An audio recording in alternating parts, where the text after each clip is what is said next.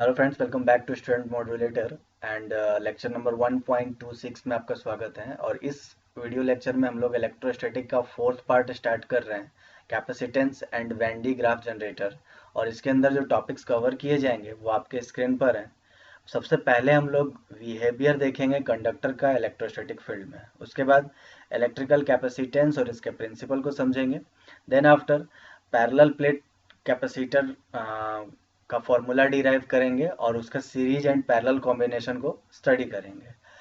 Then after energy stored in capacitor and energy in density हम लोग derive करेंगे। Series और पैरेलल कॉम्बिनेशन में क्या एनर्जी स्टोर्ड हो सकता है वो भी स्टडी करेंगे।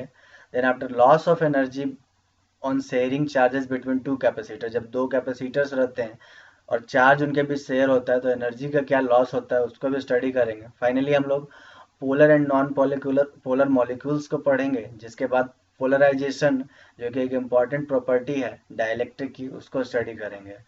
Polarising vector and dielectric strength को डिफाइन करेंगे, जिस पर डिपेंडेंट होता है कैपेसिटेंस का फॉर्मूला या कैपेसिटेंस की वैल्यू। पैरेलल प्लेट कैपेसिटर किसी डाइलेक्ट्रिक स्लैब के साथ देखेंगे। और फाइनली हम लोग वेन डी ग्राफ जनरेटर का डायग्राम और उससे रिलेटेड प्रॉपर्टीज देखेंगे। तो स्टार्ट करते हैं। सबसे पहले टॉपिक स्टार्ट करते हैं behaviour of conductors in electrostatic field. और ये आपके स्क्रीन पर है। कुछ बिहेवियर्स पढ़ते हैं। कंडक्टर को जब इलेक्ट्रोस्टैटिक फील्ड में रखा जाता है तब क्या होता है। अभी तक तो हम लोगों ने इलेक्ट्रोस्टैटिक फील्ड के बारे में कंप्लीट स्टडी कर लिया। कुलॉम्स लॉ से लेकर के गॉस लॉ तक हम लोगों ने पढ़ लिया और इलेक्ट्रिक फील्ड की वैल्यू हर तरह से डिफाइन कर ली थी। उसी फील्ड के अंदर उसी इलेक्ट्रोस्टैटिक मतलब चार्ज जो हमारे हैं वो स्टैटिक पोजीशन में रहेंगे। अभी तक हम लोगों के चार्ज के फ्लो के बारे में बात नहीं कर रहे हैं। चार्ज इस केस में भी स्टैटिक पोजीशन में ही है, क्योंकि हमारा इलेक्ट्रोस्टैट्स ही चल रहा है अभी। तो इलेक्ट्रोस्टैटिक फील्ड के अंदर मतलब जब चार्ज स्टैटिक रहते हैं उस समय जो फील्ड डेवलप होता है, बेसिकली जो इलेक्ट्रिक फील्ड है, उस इलेक्ट्रिक फील्ड के अंदर अगर हम लोग किसी कंडक्टर को रखते हैं तो वो क्या क्या बिहेवियर, उसके अंदर चेंजेस क्या आते हैं या उसमें इलेक्ट्रिक फील्ड की वैल्यूज क्या होती है, वो हम लोग इसमें स्टडी करने वाले हैं। तो स्टार्ट करते हैं। सबसे पहला जो प्रॉपर्टी है और बिहेवियर है कंडक्टर का, कि net electric field intensity in the interior of A conductor is zero. आप डायग्राम में देख सकते हैं ये कंडक्टर है और इस कंडक्टर के अंदर जो इलेक्ट्रिक फील्ड होगा वो नेट जो होगा उसकी वैल्यू जीरो होगी। ठीक है। बाहर आप देख सकते हैं कि इलेक्ट्रिक फील्ड डेवलप्ड है और इस इलेक्ट्रिक फील्ड के अंदर due to the static charge जो इलेक्ट्रिक फील्ड डेवलप्ड है उसके अंदर अगर हम लोग किसी कंडक्टर को रख देते हैं तो उस कंडक्टर के अंदर जो इलेक्ट्रिक फील्ड है वो जीरो ही रहेगा। अब ऐसा क्यों होता है। तो सबसे पहले जैसे इलेक्ट्रिक फील्ड डेवलप होता है तो इलेक्ट्रिक फील्ड डेवलप होगा from a positive charge to a negative charge. ऐसा कुछ हम लोग एक डायग्राम बनाते हैं जिसमें यूनिफॉर्म इलेक्ट्रिक फील्ड डेवलप करा देते हैं। ठीक है। तो पॉजिटिव प्लेट से नेगेटिव प्लेट की ओर एक इलेक्ट्रिक फील्ड डेवलप हो चुका है और इसमें जब हम लोग चार्ज रखते हैं तो चार्ज का जो इलेक्ट्रॉन्स है मतलब उस कंडक्टर रखते हैं तो उस कंडक्टर के जो अंदर इलेक्ट्रॉन्स होंगे ऑफ कोर्स फ्री इलेक्ट्रॉन होते हैं। तो वो फ्री इलेक्ट्रॉन्स जो पॉजिटिव प्लेट्स है उस तरफ अट्रैक्ट हो जाते हैं तो वो अपना पोजीशन चेंज कर लेते हैं बिकॉज वो तो फ्री है। कंडक्टर के जो इलेक्ट्रॉन्स होते हैं वो कंडक्टर के अंदर मूवमेंट के लिए फ्री होते हैं। ठीक है। तो वो जो फ्री इलेक्ट्रॉन्स अवेलेबल होते हैं काफ़ी ज़्यादा मात्रा में, वो electrons towards the positive plate वो अट्रैक्ट हो जाते हैं। ठीक है, उधर चले जाते हैं।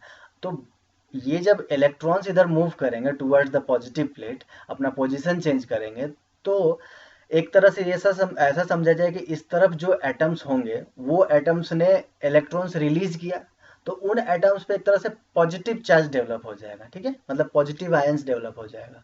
तो ऐसा समझ लेना है कि जो पॉजिटिव प्लेट के पास में कंडक्टर का फेस है वो एक तरह से नेगेटिव चार्ज हो गया और उसके अपोजिट पॉजिटिव चार्ज डेवलप हो गया। अब इस डिफरेंस की वजह से मतलब कंडक्टर के अंदर ही दो पोजीशन या दो सरफेसेस में, एक में पॉजिटिव चार्ज और दूसरे साइड में नेगेटिव चार्ज डेवलप होने की वजह से इंटरनल एक इलेक्ट्रिक फील्ड डेवलप हो जाता है। ठीक है, एक एक्सटर्नल इलेक्ट्रिक फील्ड तो है ही, इंटरनल एक इलेक्ट्रिक फील्ड डेवलप हो जाता है। और जब दोनों को हम सम अप करते हैं, कैलकुलेट करते हैं नेट वैल्यू, तो नेट वैल्यू जो हो जाता है वो जीरो हो जाता है। बेसिकली ये है कि इलेक्ट्रिक फील्ड डेवलप होने के वजह से इनके जो इलेक्ट्रॉन्स हैं, अंदर के इलेक्ट्रॉन्स हैं, वो मूवमेंट करते हैं और मूवमेंट कुछ इस तरह से करते हैं कि खुद को एडजस्ट ऐसा कर लेते हैं कि उसके अंदर एक कंडक्टर के अंदर एक इलेक्ट्रिक फील्ड ऐसा डेवलप हो जाता है कि वो बैलेंस कर देता है जो एक्सटर्नल इलेक्ट्रिक फील्ड है, और इस तरह से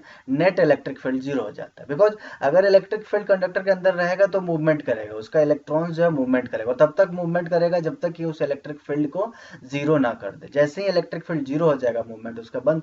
तो बेसिकली जैसे ही कंडक्टर को हम लोग किसी इलेक्ट्रिक फील्ड में रखते हैं तो उसके अंदर एक electric field starting initial position पे एक जो इलेक्ट्रिक फील्ड डेवलप्ड रहता है, उसकी वजह से इलेक्ट्रॉन्स का मूवमेंट होता है, और उस मूवमेंट के वजह से एक इंटरनल इलेक्ट्रिक फील्ड डेवलप हो जाता है, जिस वजह से फिर total net electric field zero हो जाता है और फिर अपने इलेक्ट्रॉन्स का मूवमेंट खत्म हो जाता है। तो वही पॉइंट यहाँ पर लिखा गया है, फिर से इसको भी देख लेते हैं। When a conductor is placed in an electrostatic field, the charges किस वजह से charges जो है उसके पास free electrons, ठीक है, free electrons drift towards the positive plate की तरफ free electrons drift करते हैं, and leaving the positive core behind, positive core पीछे छूट जाता है, मतलब इलेक्ट्रॉन्स इधर मूव किए तो इधर ऑफ कोर्स पॉजिटिव आयन जो एटम्स है वो पॉजिटिव चार्ज हो जाएंगे, ठीक है। At an equilibrium the electric field due to the polarisation becomes equal to the applied field. इस पोलराइजेशन, ये जो पॉजिटिव नेगेटिव का जो कॉम्बिनेशन बन गया, इस पोलराइजेशन की वजह से एक इलेक्ट्रिक फील्ड डेवलप होता है और वो अप्लाइड फील्ड के इक्वल होता है अपोजिट डायरेक्शन में, जिस कारण से नेट इलेक्ट्रोस्टैटिक फील्ड जो इनसाइड कंडक्टर होता है वो जीरो हो जाता है। तो हम लोगों को बेसिक फंडा यही क्लियर रखना है कि कंडक्टर को जब भी किसी इलेक्ट्रिक फील्ड में लाया जाएगा, ऐसा नहीं है कि उसके अंदर एक इलेक्ट्रिक फील्ड डेवलप हो जाएगा, उसके अंदर जो नेट इलेक्ट्रिक फील्ड है वो जीरो ही रहेगा। बिकॉज इनिशियली क्या होता है कि इलेक्ट्रॉन्स खुद को एडजस्ट कर लेते हैं, क्योंकि कंडक्टर के जो इलेक्ट्रॉन्स है वो फ्री होते हैं, मूव कर सकते हैं, तो मूव करके उस खुद को एडजस्ट इस तरह से कर लेते हैं कि जो एक्सटर्नल इलेक्ट्रिक फील्ड है उसका इक्वल हो जाता है, और इंटरनल मतलब नेट इलेक्ट्रिक फील्ड जो है कंडक्टर का वो जीरो हो जाता है। बढ़ते हैं अगले बिहेवियर, अगले प्रॉपर्टी की तरफ। Electric field outside the charge conductor is perpendicular to the surface of the conductor. इस कंडक्टर की बात कर लें तो इस कंडक्टर के आउटसाइड में जो इलेक्ट्रिक फील्ड डेवलप्ड है वो ऑलवेज परपेंडिकुलर होगा उस सरफेस के। जैसे यहाँ पर हम लोग देख रहे हैं कि कंडक्टर के सरफेस के साथ ये इलेक्ट्रिक फील्ड जो है वो किसी पर्टिकुलर एंगल पर है, लेकिन ये पॉसिबल नहीं है। ऑलवेज इलेक्ट्रिक फील्ड क्या होगा, इस सरफेस के परपेंडिकुलर डायरेक्शन में ही होगा। तो इसको समझ लेते हैं ऐसा क्यों होता है। मान लेते हैं कि इलेक्ट्रिक फील्ड किसी पर्टिकुलर डायरेक्शन में इंक्लाइंड है, तो इंक्लाइंड होने की वजह से उसका दो रिजोल्यूशन हो जाएगा, एक सरफेस के पैरेलल में और दूसरा सरफेस के परपेंडिकुलर। जो सरफेस के परपेंडिकुलर है उससे तो कुछ फर्क नहीं पड़ेगा, जो सरफेस के पैरेलल है उसके लिए अब ध्यान देते हैं कि कंडक्टर के ऊपर चूंकि फ्री इलेक्ट्रॉन्स है, तो फ्री इलेक्ट्रॉन्स होने की वजह से जैसे ही सरफेस के पैरेलल में इलेक्ट्रिक फील्ड डेवलप होगा तो क्या होंगे, इलेक्ट्रॉन्स मूव करने लग जाएंगे opposite to the electric field direction. जो इलेक्ट्रिक फील्ड का डायरेक्शन है, देखिए परपेंडिकुलर इलेक्ट्रिक फील्ड है तो उससे कुछ फर्क इसलिए नहीं पड़ेगा कि ऐसा नहीं है कि कंडक्टर के इलेक्ट्रॉन जो है बाहर जंप करके आ जाएंगे, ऐसा पॉसिबल ही नहीं है, क्योंकि कोई ना कोई उसको मीडियम चाहिए फ्लो होने का, ठीक है। तो कंडक्टर चूंकि कंडक्ट कर सकता है तो इंटरनली इलेक्ट्रॉन्स मूव कर सकते हैं बस, बट ऐसा नहीं कि इलेक्ट्रॉन्स इसके फ्रीली एयर में मूव करने लग जाएंगे due to this electric field, तो ऐसा तो पॉसिबल है नहीं इस वाले इलेक्ट्रिक फील्ड की वजह से। बट जो सरफेस के पैरेलल जो इलेक्ट्रिक फील्ड होगा ई कॉस थीटा, उसके वजह से जो इलेक्ट्रिक फील्ड इलेक्ट्रॉन्स है वो इलेक्ट्रिक फील्ड के अपोजिट डायरेक्शन में मूव करने लग जाएगा। अब इस डायरेक्शन में मूव करेगा तो इसका मतलब ये है कि सरफेस के ऊपर एक करंट डेवलप हो जाएगा। अब सरफेस के ऊपर जो करंट डेवलप हो जाएगा तो इसका मतलब ये है कि ये तो फिर हम लोग इलेक्ट्रोस्टैटिक की बात ही नहीं कर रहे हैं। इलेक्ट्रोस्टैटिक में क्या होता है बेसिकली कि इलेक्ट्रॉन या चार्ज जो भी है वो स्टैटिक पोजीशन में रहता है, स्थिर रहता है। तो अगर चार्ज मूव करने लग जाए, मतलब सरफेस पर ही करंट डेवलप हो जाए, तो we are not talking about electrostatic, ठीक है। तो बेसिकली यही समझना है कि इलेक्ट्रोस्टैटिक के अंदर चूंकि चार्ज मूवमेंट नहीं होता है, या ये बोलिए कि करंट डेवलप्ड होता ही नहीं है, तो इसका मतलब ये है कि नेट जो इलेक्ट्रिक फील्ड है वो सरफेस के पैरेलल में या सरफेस के अलोंग जो है वो जीरो होना चाहिए। अब सरफेस के अलोंग या सरफेस के पैरेलल में इलेक्ट्रिक फील्ड जीरो होना चाहिए, इट मीन्स इलेक्ट्रिक फील्ड किसी और एंगल पे इंक्लाइंड नहीं होगा, सरफेस के ऑलवेज नॉर्मल या परपेंडिकुलर डायरेक्शन में होगा। थोड़ा सा इस पॉइंट को इसमें नोट्स के अकॉर्डिंग पढ़ लेते हैं। Suppose the electric field is acting at an angle other than 90 degree, 90 degree के अलावा किसी एंगल पर अगर एक्ट करता है, then there will be a component E cos theta, there is a component E cos theta. अब देख सकते हैं acting along the tangent at that point to the surface which will tend to accelerate the charge on the surface leading to surface current. E cos theta जो component है उस वजह से surface पर एक सरफेस करंट डेवलप हो जाएगा जो चार्ज इस पर रहेगा, या ये बोलिए कि फ्री इलेक्ट्रॉन्स रहेगा। But there is no surface current in electrostatic. Electrostatic में कोई सरफेस करंट तो होता ही नहीं है। इट मीन्स जो थीटा की जो वैल्यू है या इलेक्ट्रिक फील्ड जो है वो ऑलवेज 90 डिग्री पर ही रहेगा। ठीक है, तो ये दो प्रॉपर्टीज हम लोगों ने देख ली। देखते हैं नेक्स्ट बिहेवियर कंडक्टर का किसी इलेक्ट्रोस्टैटिक फील्ड में। तो तीसरा बिहेवियर आप स्क्रीन पे देख सकते हैं, net charge in the interior of A conductor is zero. किसी भी कंडक्टर के अंदर, जैसे हम लोगों ने अभी बात की कि इलेक्ट्रिक फील्ड नहीं होता है, और इलेक्ट्रिक फील्ड सरफेस पे होता है तो सरफेस के परपेंडिकुलर डायरेक्शन में होता है, सरफेस के पैरेलल या टेंजेंट डायरेक्शन में नहीं होता है। तो हम लोगों ने ये तो बात की कि इलेक्ट्रिक फील्ड अंदर जो है वो डेवलप नहीं होता है। रीजन क्या है उसके पीछे, कि उसके इक्विवेलेंट में जो चार्ज है, मतलब इलेक्ट्रॉन्स का मूवमेंट हो जाता है, और जिस वजह से जो चार्ज जो है पोलराइजेशन की वजह से एक इंटरनल इलेक्ट्रिक फील्ड डेवलप हो जाता है। बट एक पॉइंट ये भी ध्यान रखना है कि इलेक्ट्रिक फील्ड में रखने के भी वजह से भले ही हम लोगों का एक पोलराइजेशन हो गया, मतलब इलेक्ट्रॉन्स का मूवमेंट हो गया, आप जैसे इस डायग्राम के लिए देख सकते हैं, लेफ्ट साइड में इलेक्ट्रॉन मूव कर गया तो राइट साइड में पॉजिटिव चार्ज डेवलप हो गया। बट अगर नेट चार्ज की बात की जाए किसी भी कंडक्टर के केस में, तो दोनों का सम करने पर जीरो ही होगा। ठीक है, तो टोटल जो नेट चार्ज है वो कंडक्टर के इंटीरियर में ऑलवेज जीरो ही रहेगा। अब इसको थोड़ा फॉर्मूले से भी समझ सकते हैं कि जैसे नेट जो फ्लक्स, आउटवर्ड फ्लक्स की बात करते हैं, वो इक्वल होता है Q बाई एप्सिलॉन नॉट के। और इंटरनली अगर हम लोग एक गॉसियन सरफेस बना लें ऑन जस्ट जो बाहर का जो सरफेस है उससे थोड़ा सा अंदर एक गॉसियन सरफेस बना लें, तो उस गॉसियन सरफेस से टोटल इलेक्ट्रिक फील्ड जो बाहर निकल रहा हो तो जीरो है, बिकॉज इलेक्ट्रिक फील्ड कंडक्टर के अंदर तो होता ही नहीं है। तो इसका मतलब ये है कि उसके अंदर जितना एनक्लोज्ड चार्ज है वो टोटली जीरो होगा। ठीक है, तो नेट इलेक्ट्रिक चार्ज जो है कंडक्टर के अंदर वो जीरो ही रहेगा। हाँ, सरफेस के ऊपर चार्ज डेवलप किया जा सकता है, जो कि हम लोग देखते हैं आगे। फोर्थ बिहेवियर यही है, charge always resides on the surface of a conductor. मतलब अगर किसी कंडक्टर को चार्ज किया जा रहा है, चार्ज ट्रांसफर किया जा रहा है, तो वो चार्ज जो है वो सरफेस के अंदर नहीं, सरफेस के ऊपर ही डेवलप्ड रहेगा। ठीक है, किसी भी कंडक्टर के लिए।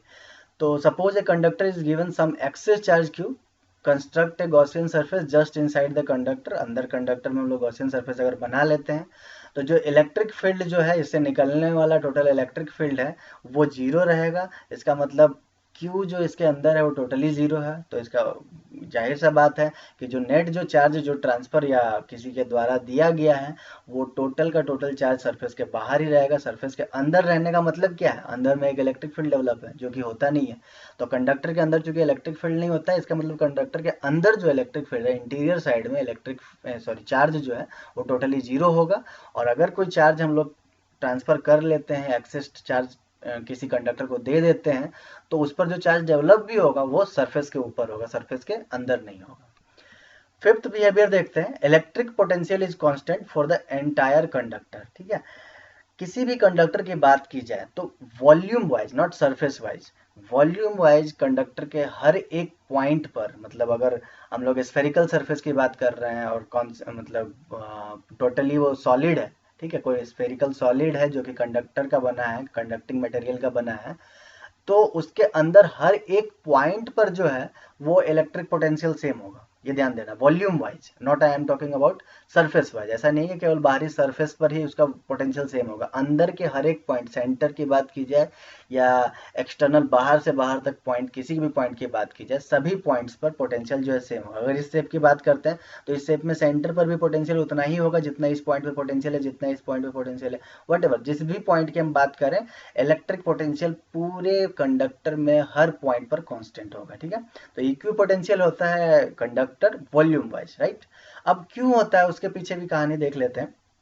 तो जैसा हम लोग पढ़ चुके हैं कि इलेक्ट्रिक फील्ड जो है वो नेगेटिव ग्रेडियंट होता है पोटेंशियल का। ठीक है, माइनस dV/dr होता है, ये हम लोग बहुत पहले स्लाइड्स में कवर कर चुके हैं। तो उसी फॉर्मूले से हम लोग निकाल करके देख सकते हैं कि dV इक्वल्स टू -E/dr लिख सकते हैं। यानी अगर स्मॉल चेंज किसी भी डिस्टेंस में किया जाए और उसको इलेक्ट्रिक फील्ड से मल्टीप्लाई करें तो हमें पोटेंशियल का चेंज मिल जाएगा। ठीक है, या ये बोलें कि integral of line integral of electric field basically हम लोगों को इलेक्ट्रिक पोटेंशियल दे देगा, राइट। अब चूंकि इलेक्ट्रिक फील्ड किसी भी कंडक्टर के अंदर में जीरो होता है, तो इसका मतलब उसका लाइन इंटीग्रल भी करेंगे, जब इलेक्ट्रिक फील्ड का ही वैल्यू जीरो है तो लाइन इंटीग्रल का वैल्यू क्या होगा, जीरो होगा। इसका मतलब डीवी मतलब चेंज इन पोटेंशियल, किसी एक पॉइंट से दूसरे पॉइंट पर जो पोटेंशियल का चेंज होगा किसी कंडक्टर के अंदर में, वो टोटली जीरो होगा। जो चेंज इन पोटेंशियल जीरो हुआ है, इसका मतलब क्या है, सब के सब सारे पॉइंट जो है वो एक ही पोटेंशियल पर आ रहे हैं, मतलब पोटेंशियल सभी पॉइंट पर क्या है, सेम है। चलिए आगे सिक्स्थ पॉइंट देख लेते हैं। तो सिक्स्थ और इंपॉर्टेंट पॉइंट ये है, सरफेस चार्ज डिस्ट्रीब्यूशन में भी डिफरेंट एट डिफरेंट पॉइंट्स। अभी हम लोगों ने देखा कि इक्विपोटेंशियल वॉल्यूम वाइज होता है, मतलब इसके अंदर किसी भी पॉइंट की बात करें सभी पॉइंट पर पोटेंशियल जो है सेम होता है। अब जैसे इस स्टेप की हम लोग बात करते हैं, ये कंडक्टर है राइट, इसको एक्सेस चार्ज दिया गया। अब ये चार्ज जो है वो यूनिफॉर्मली डिस्ट्रीब्यूटेड नहीं है, आप देख सकते हैं ये जो कर्व सरफेस है यहाँ पर चार्ज दूर दूर है, जबकि ये जो कॉर्नर है जहाँ पर एज्ड है वहां पर जो चार्ज है बहुत पास पास है। तो आखिर क्या रीजन है कि जो चार्ज डिस्ट्रीब्यूशन है वो डिफरेंट पॉइंट्स पर डिफरेंट डिफरेंट है। तो रीजन इसके पीछे समझते हैं। जैसे हम लोग एक यहाँ पर इस पॉइंट पे जहाँ पर सिग्मा मिनिमम है, उस पॉइंट के आसपास हम लोग कोई एक किसी पॉइंट पर पोटेंशियल के वैल्यू निकालते हैं, और दूसरा जहां पर सिग्मा मैक्सिमम दिख रहा वहां पर हम लोग पोटेंशियल के वैल्यू निकालते हैं। देखिए इस पॉइंट पर अगर हम लोग पोटेंशियल के वैल्यू निकालते हैं तो कौन सा चार्ज इसके लिए इस पॉइंट के लिए पास में होगा, ये सारे चार्ज पास में होंगे, ठीक है। तो इसकी वजह से जो टोटल चार्ज होगा, टोटल चार्ज जो पास में है उसके वजह से जो पोटेंशियल होगा, उसी तरह से इस पॉइंट की बात करें तो इसके पास में जो टोटल चार्ज है उसके वजह से जो पोटेंशियल होगा वो दोनों सेम होने चाहिए। बिकॉज अगर हम लोग दूर वाले पॉइंट्स को इग्नोर कर देते हैं, क्योंकि इफेक्टिव चार्ज तो यही है जिसकी वजह से यहाँ पे पोटेंशियल ज्यादा से ज्यादा होगा, ठीक है। दूर वाले जो चार्ज है उसका इफेक्ट यहाँ पर कम होगा, तो दूर वाले चार्ज को हम इग्नोर करते हैं और केवल पास वाले चार्ज की बात करते हैं। तो जो पास में चार्ज है उसके वजह से इस पॉइंट पर जो पोटेंशियल है होगा उसी वही सेम पोटेंशियल इस पॉइंट पे भी होना चाहिए बिकॉज ऑफ दीज चार्जेस। यानी जो चार्ज का जो नेट चार्ज का वैल्यू है इतने चार्जेस का, इस कॉर्नर पर जो चार्जेस है वो चार्ज का वैल्यू इस सरफेस पे, इस कर्व्ड सरफेस पे जितने चार्ज आ रहे हैं उस चार्ज के वैल्यू के इक्वल होना चाहिए। तो चूंकि कर्व्ड सरफेस जो है वो काफी फ्लैट टाइप है और इस पॉइंट के पास में सारे पॉइंट आ रहे हैं, सारे जो चार्ज है ये आ रहे हैं, तो ये अगर दूर दूर भी रहते हैं तो टोटल जो नेट चार्ज है वो इक्वल हो जाएगा इस वाले चार्ज के, ठीक है। अगर नेट चार्ज यहाँ पर इस कॉर्नर में मतलब लेफ्ट साइड में और राइट साइड में नेट चार्ज अगर इक्वल करना है तो इसका मतलब ये है कि जो हमारा पिन पॉइंट है वहां पर ज्यादा से ज्यादा चार्ज डिस्ट्रीब्यूट करना होगा, तभी तो वहां पर ज्यादा चार्ज अवेलेबल हो पाएगा। और जो फ्लैट कर्व्ड सरफेस है वहां पर कम भी चार्ज अगर हम लोग डिस्ट्रीब्यूट कर दें, सपोज हम लोग 2 कूलम चार्ज को इस पूरे कर्व्ड सरफेस पर डिस्ट्रीब्यूट करना चाह रहे हैं और 2 कूलम चार्ज को इस पिन पॉइंट पर डिस्ट्रीब्यूट करना चाह रहे हैं, तो जाहिर सी बात है इस पिन पॉइंट के लिए जो चार्ज डिस्ट्रीब्यूशन होगा वो मैक्सिमम होगा, बिकॉज 2 कूलम को हम डिवाइड करेंगे इसके एरिया से, इसका एरिया जो कि काफी कम है, और उसी 2 कॉलम को डिवाइड करेंगे इस बड़े एरिया से, तो कौन सा ज्यादा होगा, तो ऑफकोर्स ये जो चार्ज डेंसिटी है वही ज्यादा होगा। तो इसी कारण से जो कॉर्नर्स है या जो एज पॉइंट है, जो पिन पॉइंट्स है, वहां पर जो चार्ज डेंसिटी है वो मैक्सिमम होगा, और जो कर्व्ड सरफेसेज है या फ्लैट सरफेसेज है वहां पर चार्ज डेंसिटी मिनिमम होगा। बिकॉज इसके अंदर हर एक पॉइंट पर जो है पोटेंशियल वो सेम होना चाहिए, और हर एक पॉइंट पर पोटेंशियल कब सेम होगा, जब उसके पास में आने वाले चार्ज की वैल्यू सेम होगी। बिकॉज पोटेंशियल का तो फॉर्मूला हम लोग जानते हैं के क्यू बाई आर, ठीक है। तो Q की वैल्यू अगर सेम होती है, जो इफेक्टिव चार्ज है उसकी वैल्यू सेम होती है, तभी तो इस पॉइंट पर इलेक्ट्रिक पोटेंशियल सेम होगा। और Q की वैल्यू कब सेम होगी, जब टोटल नंबर ऑफ चार्ज इस फ्लैट सरफेस पे या कर्व सरफेस पे इक्वल होगा टोटल नंबर ऑफ चार्ज जो इस पिन पॉइंट पर है। तो इस पिन पॉइंट पर भी उतना ही चार्ज डिस्ट्रीब्यूटेड है जितना कि इस पूरे कर्व सरफेस पे डिस्ट्रीब्यूटेड है। तो इसी कारण से यहाँ पे कर्व सरफेस पे आप देख सकते हैं कि चार्ज दूर दूर डिस्ट्रीब्यूटेड है, बिकॉज एरिया ज्यादा है और चार्ज हमें उतना ही मिला है। तो एरिया ज्यादा होने की वजह से दूर दूर है, और यहाँ पर एरिया कम है लेकिन चार्ज वही 2 कूलम की अगर बात करें तो 2 कूलम यहाँ पर भी है, 2 कूलम यहाँ पर भी है।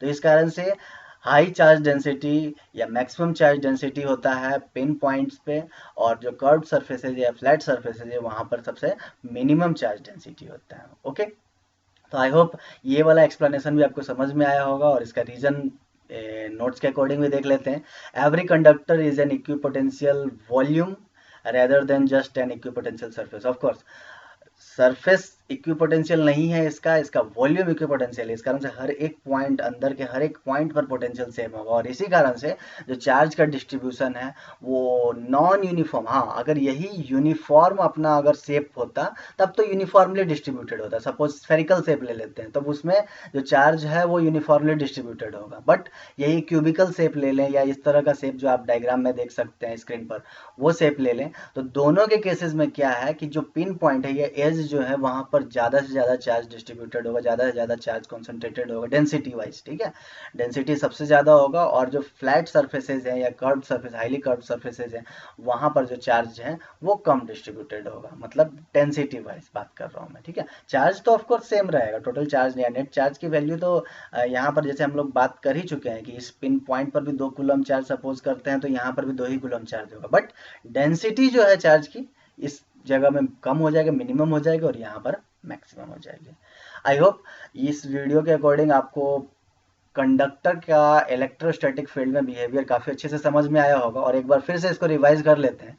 इलेक्ट्रोस्टैटिक फील्ड में अगर किसी कंडक्टर को रखा जाएगा तो उसके अंदर कोई इलेक्ट्रिक फील्ड डेवलप नहीं होगा, मतलब इलेक्ट्रिक फील्ड इंटेंसिटी जीरो होगा।